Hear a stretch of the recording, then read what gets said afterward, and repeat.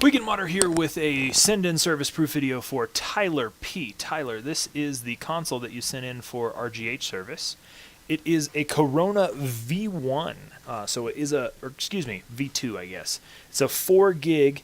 And the reason I say V1 is because it's the first revision of the 4 gig. So it's a 4 gig, but it didn't require a postfix adapter. We went ahead and did the Matrix Muffin CR4 install type, so it's got really nice booting performance.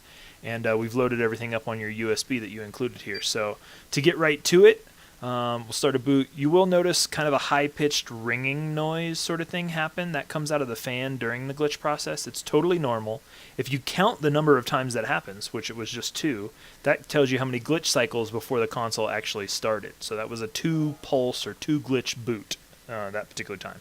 We left the original LEDs because that's what you requested on your form. And then as you can see here, the console is actually going to start up directly into Freestyle Dashboard off of the USB.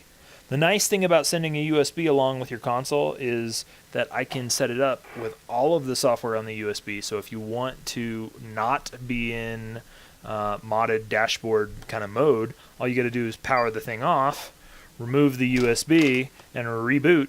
And when we boot this time, rather than booting into the Freestyle dashboard, which is on the USB stick, it will boot after a single pulse, that time only 1 ring we heard from the fan. It will boot directly into a normal stock base dashboard.